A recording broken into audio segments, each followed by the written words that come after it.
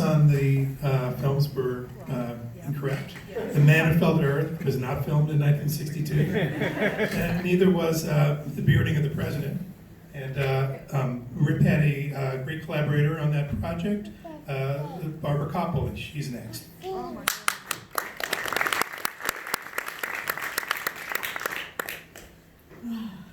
Well, it's extraordinary to be here. And I remember first meeting Rip. I was so young and didn't know anything.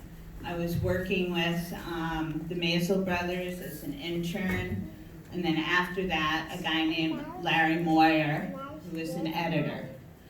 Larry would leave 30 minutes for me and the editing machine, and he'd say, okay, and they used to call me Che, because I was a little bit of a revolutionary.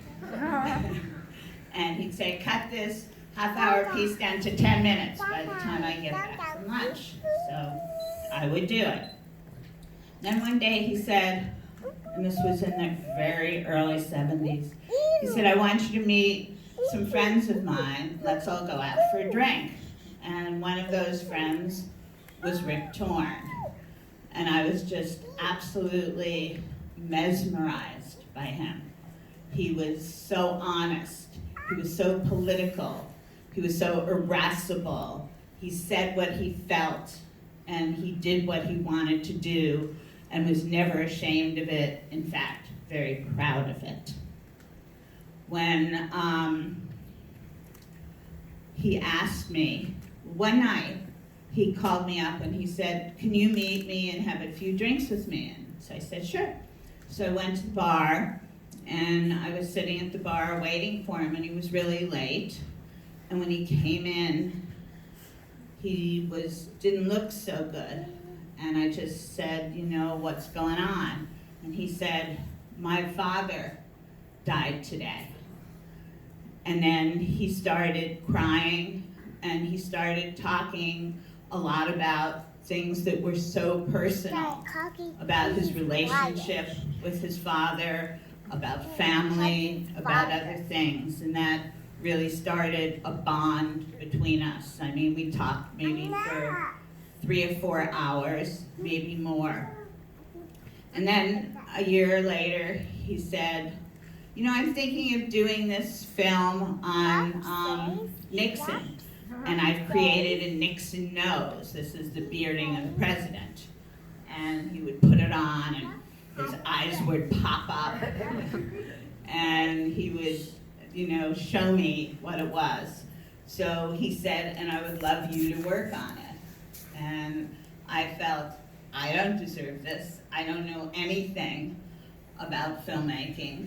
I want to do it more than anything on this earth. And I did the sound on it, and I also produced it along with Mark Weiss, who may be here today, I don't know, and Larry Moyer, and shot by somebody named Kevin Keating. And we filmed it at Global Vision, and they had all those monitors up, and Rip was incredible.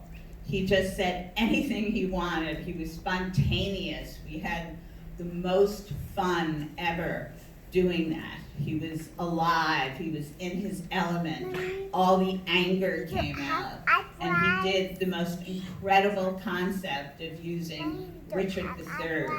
You know, march on, if not to beat the foe, to beat down the rebels here at home. It was getting everything out that he cared about that was, you know, not going well with this country.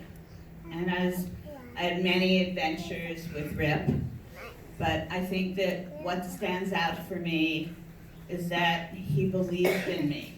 When I didn't trust myself, he trusted me, and he gave me the confidence to move forward and to do the things I really cared about. I cared about a film that I made a few years later. It was called Harlan County, USA. It was a film about coal miners in eastern Kentucky. And there was one miner in it who said a really important line, and his back was to the camera, and but we couldn't hear it. And so I asked Rip if he would say that line and I could put it in, so I recorded it. And the line was, "We've got our guns now." And I never told anybody that he did that, but every time I heard it, except of course all of you now, every time I heard it, my heart just warmed to know that he was a part of that film. And he went to the New York Film Festival where it had its premiere, and he was always wonderful to me, and he's always been a mentor in my life, and I will always carry him here and miss him greatly. Thank you.